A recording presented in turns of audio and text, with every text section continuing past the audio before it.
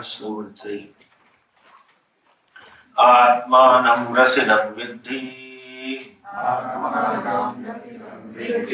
Shariram prathamevatu Buddhim tusaratim viddhi Manah pragrahamevacha Indriyani hayanahu Vishayansteshu gocharan Atmendriyamano Bhoktityahurmanishinaha Yastva vijnanavan bhavati Ayuktena manasa sada Tasyendriyanyavashyani Dushtashva iva sarate Yastu vijnanavan bhavati Yuktena manasa sada Tasyendriyani vashyani Sadashva iva sarathe Yastva vijnanavan bhavati Amanaskas sada shuchihi Nasatatpadamapnoti Samsaram chadigacchati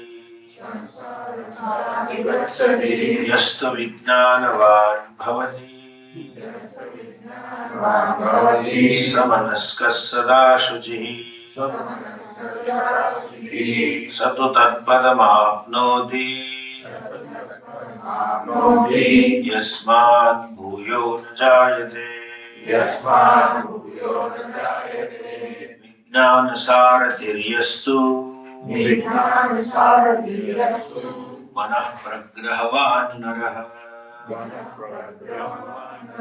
Sodvanah paramapnoti Tad Vishnav paramam padam Vijnana sarathiryastu Again, manah pragrahavan naraha Sodvanah paramapnoti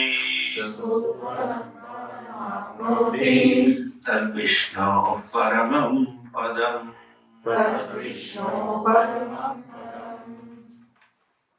Saha advanasya param apnoti.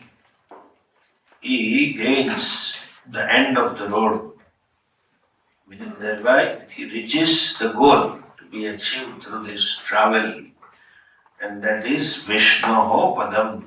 Vishnoho vyapanasivasya, that which is not in space at a particular place. The very space is within which. That is Vishnu.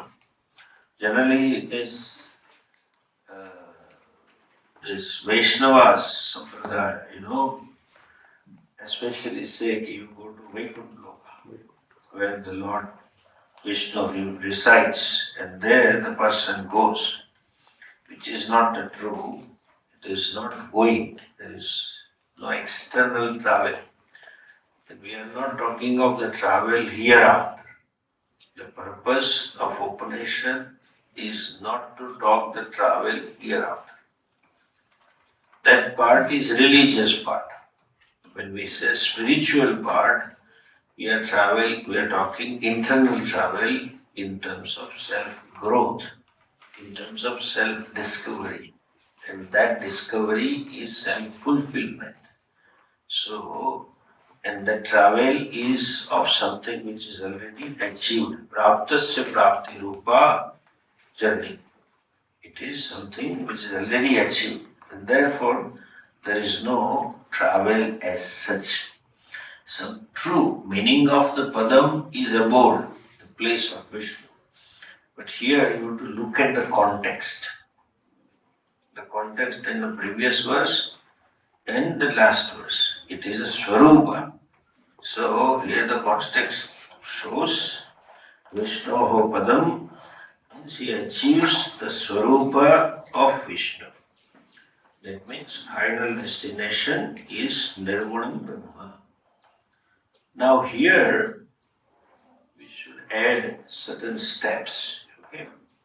What yesterday Dean asked the question.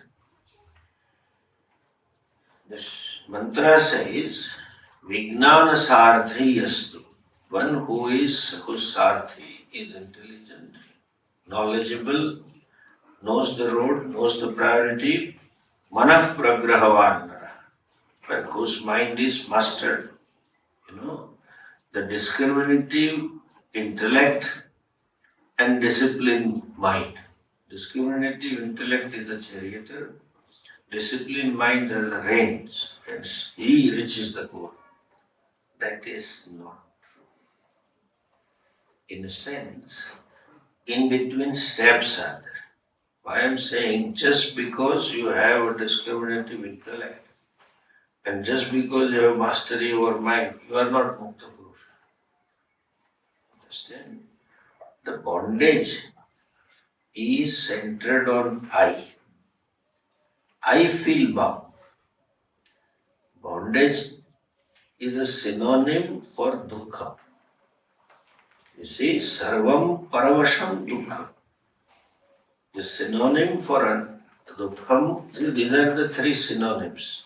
To feel bound, bondage, dukkhi, and limited or inadequacy or incompleteness. I always feel incomplete. When I am incomplete, I am dukkhi. When I am dukkhi, there is some limitations. There is a bondage. So, happiness, freedom, and fullness are also synonyms. When you say happy, any moment of happiness in life, you feel complete. Everything is fine. There is no sense of lack. However short-lived that moment may be, eating some ice cream, you are happy. At that moment, everything is okay. It's complete. Fullness. There is no dukkha. Before you had that ice cream, there are a number of causes of dukkham for you. There was a conclusion, I am dukkhi because of this, and the number of things. But at that moment, there is no unhappiness. You understand? That particular moment when you are happy, even for simple slapstick joke, some joke you make it and everybody laughs, then also you are happy. That happiness is a moment of fullness. That happiness is a moment of completeness. So, the bondage and freedom means total happiness. Freedom means fullness, completeness. This is centered on me. Now, there are steps. When there is a dharma viveka, vijnana sarathi, when you live a life of dharma, people ask, what is the phalam? What do I get if I live a life of values and virtues and etc.? True, it may be, not necessary it will be. You may be at loss fiscally. You may not have money because you lived a life of dharma. Maybe you may not have luxuries. Generally that also comes. But then, this life of dharma leads you to awareness of Ishvara. And then if you are born and brought up in this culture, you live in the awareness of Ishvara. Accepting Ishvara as Karma-Pradata, accepting Ishvara as Niyanta, who controls, rules the world, and then you start living your life. These two things were leading to awareness or acceptance of Ishvara And that gives you viveka. The phalam of dharma is viveka. What kind of viveka? Person understands the fickleness of the worldly pleasures. The impermanent nature of any worldly pleasure. When I say worldly, means any happiness I get out of other than from me. A situation or a place or a relationship or anything. I realize that this is not permanent. That means not only pleasures, but even any pursuit of security. These are the two basic pursuits. Pursuit of happiness and pursuit of security. Artha, pursuit, is a pursuit for security, not simply money. Position is also artha. Relationship is also artha. Power is also artha. Possessions, land and property is also artha. Feeling secure. That insecurity has not gone. That is understood. In spite of all the possessions, I remain as insecure as I was before. The quantum of insecurity has not changed. The reason of insecurity has changed. The formerly felt insecure for want of 1,000 rupees, now feels insecure for want of 100,000 rupees. That I am insecure continues. That you see. As I said the other day, life of dharma gives some space within yourself to look at yourself, to analyze what am I been doing and what am I getting out of it. I have been pursuing, but I don't get anything permanent. That viveka ultimately leads to vairagya. But in between, there is a withdrawal, slow, self-containment. Exactly like you understand the pitiless nature of the thing. Exactly like as a children, we were all pursuing marbles and those dolls and toys. When we grow up, we understand that this is not going to give me what I want. It is useless. So there is a withdrawal from it. That is the sign, first sign of it is self-contentment. Relative self-satisfaction. Life of dharma gives self-satisfaction, self-contentment, and it can lead to self-acceptance. This is what I am. The problem of these people who are aggressively pursuing artha kamas, there is a self-non-acceptance. I am not okay as I am. I should be having this much, then I will be okay. I should not be having this, therefore then I will be okay. So they are restructuring their possessions, relations, everything. They are busy in restructuring the world outside.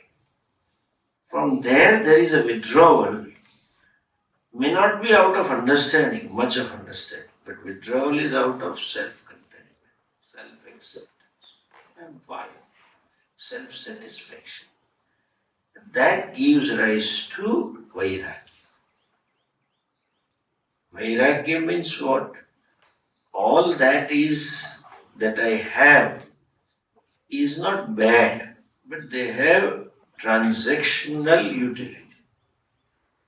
I need them to transact business in the world, but they are not going to give me permanent happiness.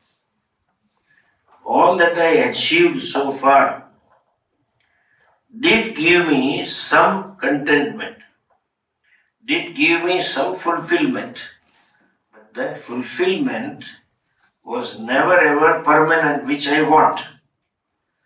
That understanding is Vairagya. And therefore, the person withdraws from that. Doesn't pursue all this because that he or she understands all these pursuits have left me as I was. So, having had Vairagya, this person then searches for something which is uncommon. And in modern times, that person is very much vulnerable. He doesn't know, he or she doesn't know what exactly I am seeking. That much they know, okay, what I have been doing that I don't want to do. And if somebody promises, I will give you eternal peace, will give you happiness, divine bliss. You have to tell like this, that person gets hooked.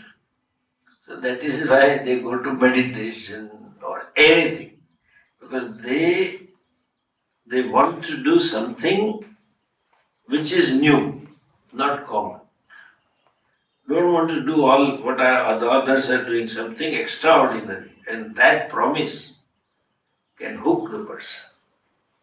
And what happens in course of time, there is emotional investment in that teacher or that group or that methodology. Then very difficult to bring back the person. Yad gatva nanivartante. Having gone which they never come back. Because emotional investment. They talk of psychological problems. This is where the grace is necessary in modern days. Traditionally, when the culture was alive, tradition was alive and kicking, they all knew that problem is understood. We have to go to teacher and study.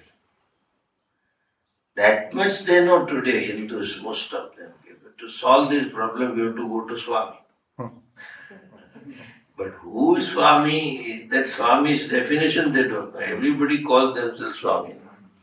Everybody calls themselves spiritual guru. Now, this spirituality, again, there is no word for that. They talk of some psychology, they talk of some religion, some japa, etc., and then call spirituality. Spirituality means, accepting the word English, you have to talk about Atma, Satyamithya. That is Adhyatma Shastra. What is Adhyatma Shastra? All these are yoga gurus, are also spiritual gurus, talking about some meditation and some big groups are there. They are not spiritual. The spiritual guru is the one who has, the right word is Adhyatma Shastra. Adhyatma Shastra means Atmanam Adhikrutya, which talks about the nature of the self. The relationship of the self with Ishvara and with the Jagat, that is Adhyatma. That they don't talk. And they are gurus. So Hindus can go to gurus all right, that much. Who is guru, don't end up in all kinds of you can say groups or all kinds of memes and some teaching here and there.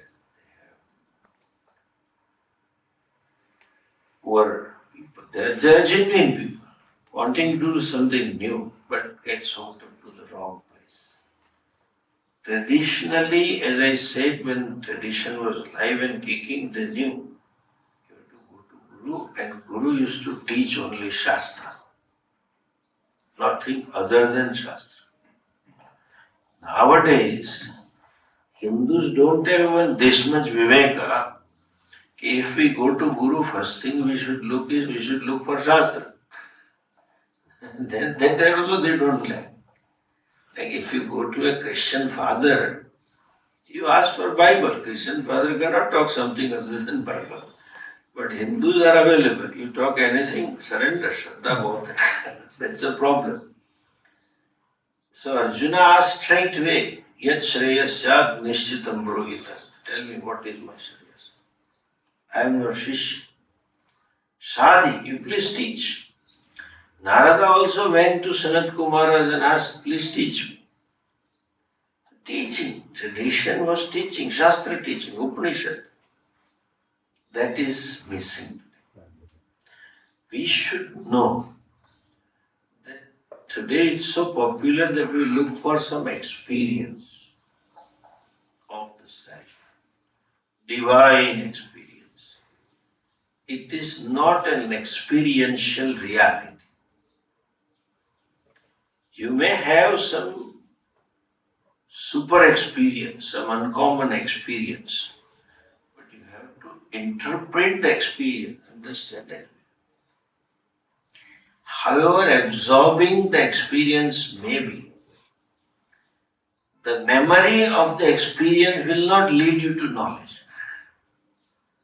In absorbing experience, you got absorbed in it. But then having been absorbed, when you come out, in meditation, I had a deep meditation, divine experience, and you remember. But memory of it doesn't make you wise. You have to understand. As some used to say, this English proverb, he was just telling the proverb, I got the proof. He was telling, experience doesn't make the person wise. You become wiser if you learn from it. By mere experience, you don't become wise. Rahul Gandhi. Yes, so much of experience of losing elections, but he doesn't become wiser. He refuses to become wiser. He refuses to grow for whatever reason, either incapacity or whatever. I don't want to get into it. But if you look at his statements 10 years back and now, it's the same thing talking. So, experience doesn't make the person wiser. Dashtanta is available now.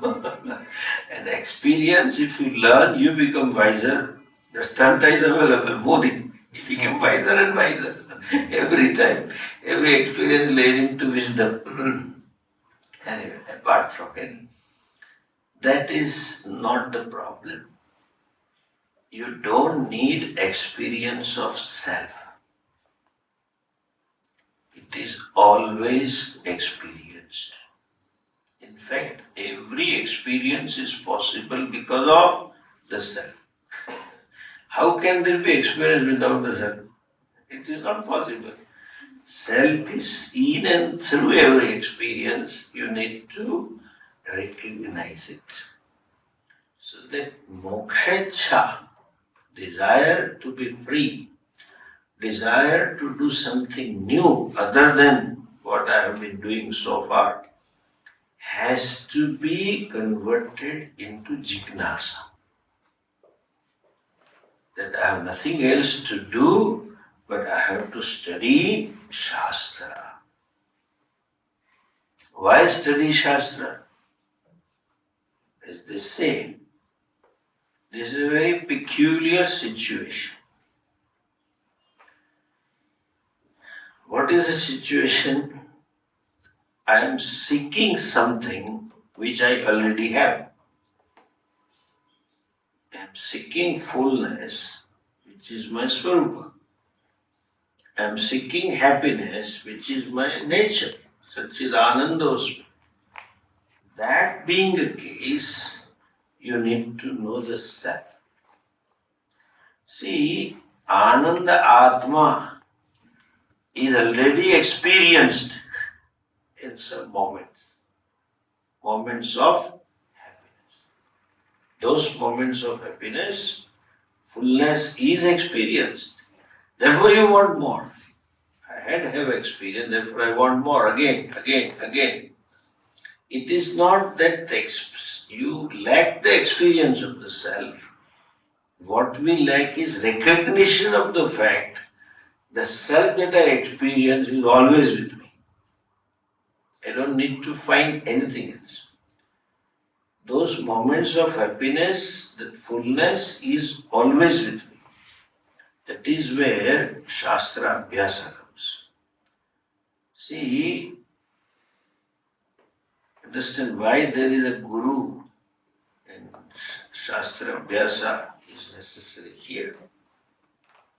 The knowledge to be gained is about oneself, which is you. All the means of knowledge that we have, Pratyaksha, Anumana, Arthapatti, Upatti, Anupalapti and Shabda, they are all revealing something other than me. All the sense organs, Pratyaksha, are designed to reveal something outside me.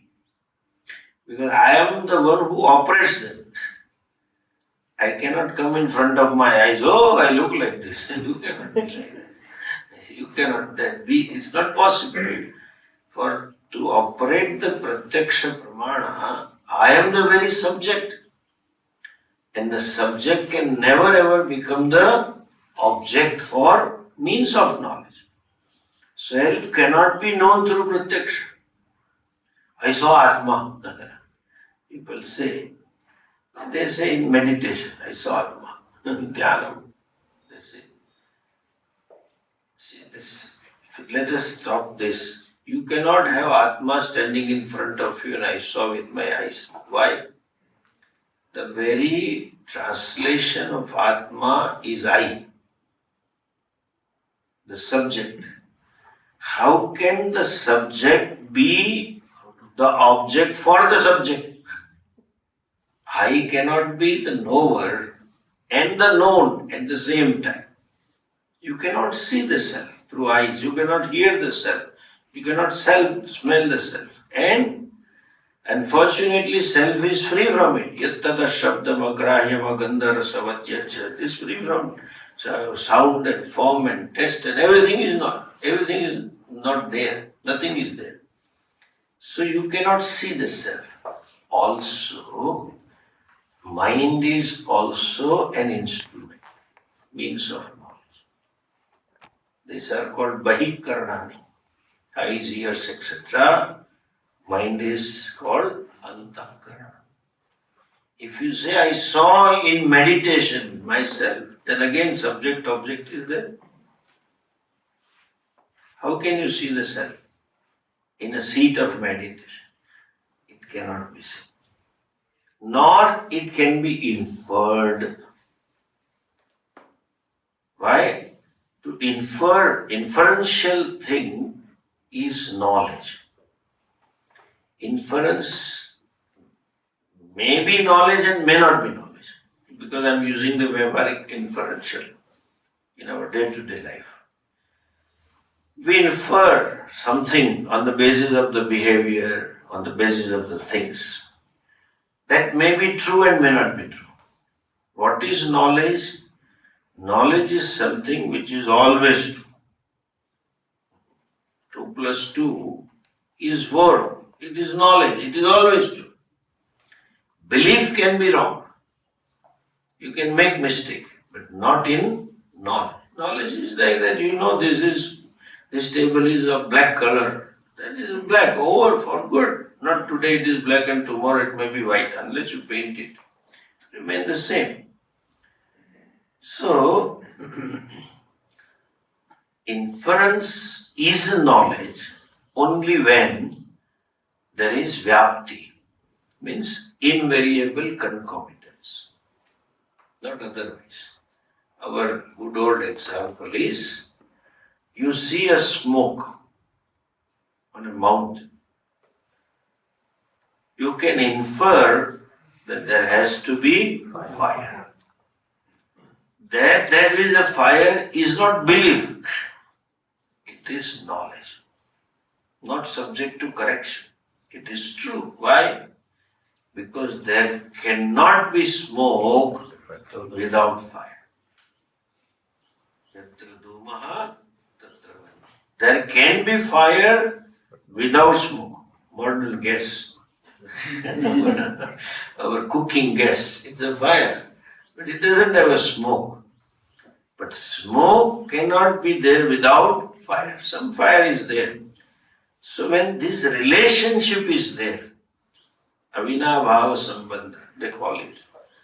One is, other will be there. And when other is not there, one will not be there. When the smoke is, fire is. But the fire is not, smoke is not. That is vyapti. Yatra dhumaha tatra vanni. Then inference becomes knowledge. Now none of these means of knowledge are applicable in knowing the self. Because self doesn't have invariable relationship with anything. Because there is no second thing available. It is advitiya vastu. The only means of knowledge is shabda, the words. When something is already there, already gained, but for you it is not. Aptavakya. One who knows, tells you this is it is right with you. Our good old story, Tvam Dashmos. You are the 10th. So for the means of not gaining the 10th man, listen to the sentence. Means for gaining the 10th man is the knowledge of the 10th man. Knowledge is prapt. Gnana eva prapt. Knowledge is gaining. For gaining the 10th man, you are not to put in efforts because it is already there. Nitya praptatva. And to gain that knowledge that I am the 10th man, you need somebody who knows where is the 10th man. Who is the 10th man? So that is called Aptavakya. So Upanishad becomes Pramana. Means of knowledge. For what? Self. This person, this Vijnana Sarathi,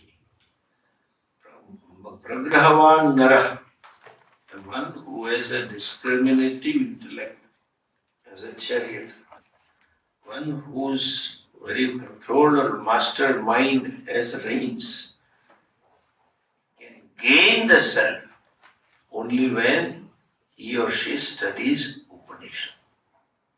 So the moksha is to be converted into jignasa. I want fullness is to be converted into I want to know the self. Knowing the self alone will solve the problem. That is where you need a grace. The other day I told it is a spiritual Walmart. You may end up in any store. All kinds of offerings are going on. And the vastu is so subtle that a common pure mind may be there, but then to have subtle mind to see the fallacy through and through is missing. So they think they are doing the right thing. I can tell you some of the groups here in India, they are going on a big way. Witness the self. Self is witness, Sakshi Bhava. The whole thing is that. They have camps for 1 week and they keep meditating morning 2-3 hours, evening 2-3 hours, and watch the body, watch the mind, watch the pain, your Sakshi. Nothing belongs to you. That's all they know. They don't, and they think this is a word moksha. The status of being Sakshi is also incidental. It is not its nature. Thousands of people are there. In Rajkot, they have a big ashram, huge place, and whole year shivers are booked. Nothing to do, just keep sitting and watching. Perspiration, yes, be Sakshi. Pain, yes, be Sakshi. It doesn't solve the problem. You are not a Sakshi to this body, that Sakshi is Jagat Karanam Brahma. He is the cause of the universe. So you have to study Shastra. And as I said, in absence of subtle intellect, you think this is right. And you get hooked up those groups. So, studying Shastra is the only means for moksha. Aptavatya. Now, Shastra Pratipadita Atma Tattva. The Vastu that is revealed by Shastra, the self, is very subtle. One thing. Secondly, it is not one of the object that you have to know. It is like knowing this tissue paper or knowing this amplifier. It is not one of the things. It is everything and still beyond. Very peculiar thing. Whatever is manifestation of Atma. But Atma is none of them. Very peculiar. Sarva Vyapi and Sarvatita. It is all pervasive and it is transcending everything. Whatever is available, it goes beyond all. That is a very peculiar nature, so self-study doesn't have. Upanishad is full of contradictory words, like the status of Sakshitvam. Atma is told Sakshi, at the same time not Sakshi. Atma is said that you cannot know it through your mind and at the same time Manasa eva idam aptam. Na tatra vak gacchati na mano gacchati. There is a contradiction. It is not contradiction. It is an apparent contradiction for you because you don't understand the context of these sentences. You have to see through and through. And therefore you need a teacher, a guru, who knows how to teach Shastra. Shabda Pramanam. And they have a methodology. Vastu is so subtle that it takes time to appreciate the subtle Vastu. And that subtle what is the methodology? They call it Shakha Chandranyaya. Shakha Chandranyaya means from gross to subtle. From perceptible and slowly to subtle. That is what is being taken. That like, or they say Arundhati Nyaya. You know the star. There is a custom in the marriage, the couple is shown one star. Among the 7 stars, one is there. And that is a very small star. So they say, do you see the tree? Yes. Do you see the tree next to that? Yes. And then behind like that slowly shift to branch and from branch to that is the one. So slowly the attention is shifted from gross to subtle. That's a process. Shakha Chandranyaya. And the whole process is of, see, the problem is very peculiar. It is not simple ignorance. There is a misconception about Atma. So whole process is of negation. Negating what I am not. So Sakshitvam is told to negate I am physio-psycho-complex. That's all. But the Atma is not of the nature of Sakshi. Please understand. It is not witness. All the time he is witnessing. Because witnessing is also Kriya. And witnessing of this body, no. The status of witnesshood is imputed on the consciousness to negate the Atma Bhava.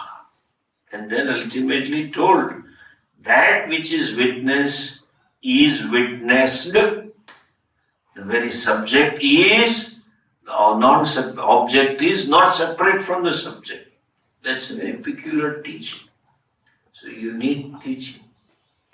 And after teaching, it is also necessary, the teaching involves Shraddha on the teacher, and then Shravana, Manana and Nidhyasana. Then Advana Paramapnoti. Not simply like that. By having good mind and good intellect, you don't get it. Why Shravana, Manana, Nidhyasana? Manana, makes the knowledge should be free from doubts and errors. Teacher may say something, but the doubts arise. Like this fellows, this Vaitin always tell me, some of the acharyas, the bhakti margis, we are going to be free after death. Because Bhagavan will come in Vimanam and take us free. But you are not going to be free. I said, why? I told them, yes, you are right, I am not going to be free. They were happy. I said, you are accepting? I said, I am accepting. Why? They asked me. I said, because I am already free. There is no going to be free. I am already free. They said, no, you will never become free. I said, why? Because you say Atma is one in everybody. Sarvatma. So unless and until each one of them it becomes free, you will not be free. Don't understand. That's weakness. To clear such doubts or such misconception, you have to do manana. Samshaya nivritti manana. Sometimes teacher does it. Teacher raises a question and teacher himself answers. So Shravanam itself is, if Atma is one, then his dukkham should be your dukkham. And there are stories we have. So and so Mahatma was sitting and his disciple was beating the cow. And in the night when he went to serve the teacher, he saw the stick marks on the shoulder, the back of the teacher. Why? Well, you bet the cow, I am Sarvatma. People buy this. There are stories that such a Mahatma was blessed by a Guru and my God had a divine experience. He saw the whole ocean of consciousness, waves and breakers of consciousness. Then he called poetic, useless. If there are ocean of consciousness, that means you are giving form to consciousness and you are watching that ocean. Who is consciousness? That means you are not consciousness, that is consciousness. I think it is something to be experienced. And Guruji got the pain. If this was true, then no wise person can survive for a moment. The moment you have knowledge, the pain of all the world should come to you. Why Buffalo only?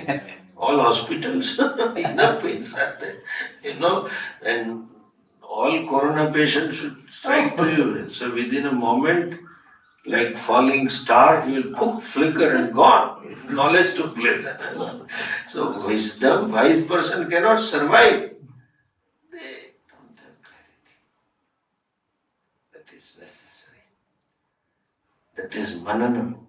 And even after mananam, nididhyasanam is necessary. Because habitual error of taking myself to be physio-psycho-complex. For so many years I have been taking generation after janmas as his body, the dehatma bhava may overpower. Therefore, nididhyasana means owning up what you understand. You have to keep on internalizing.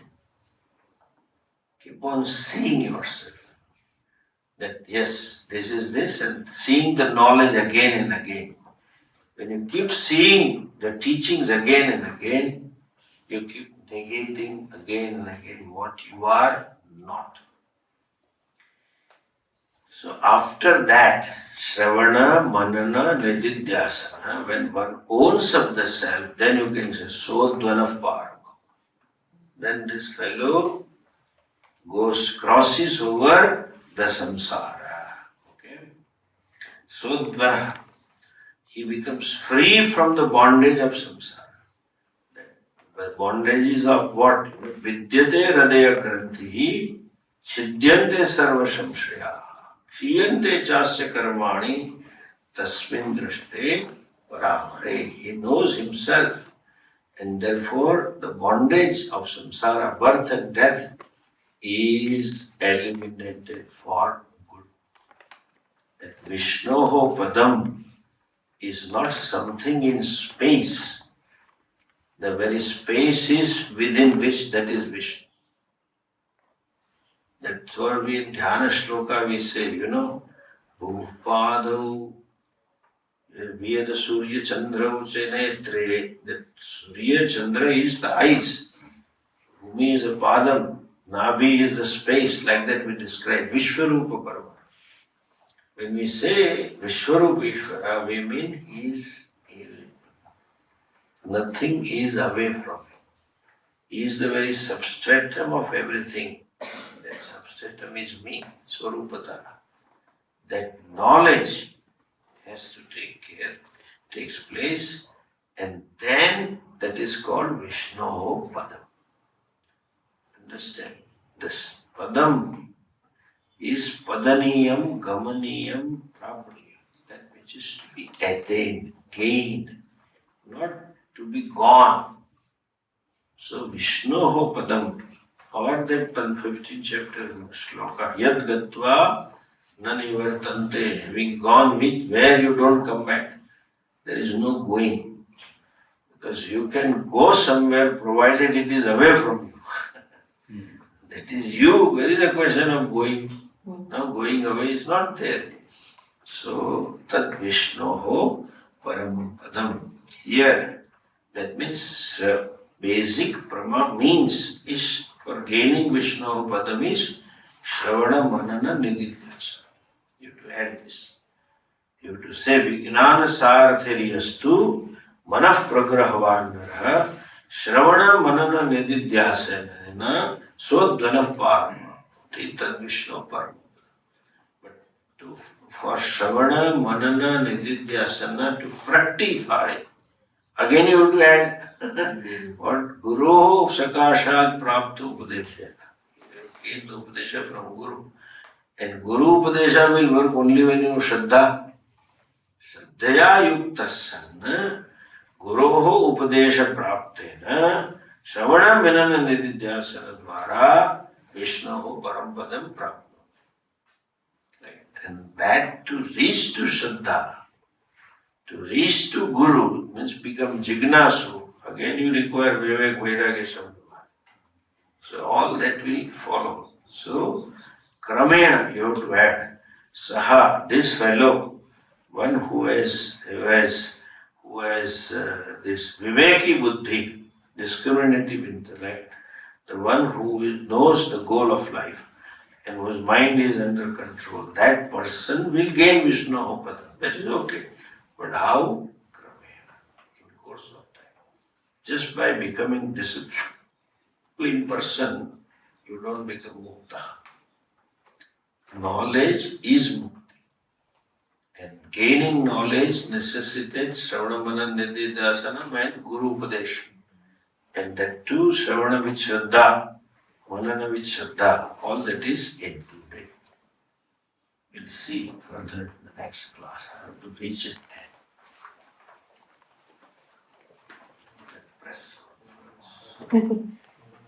Hugging cows.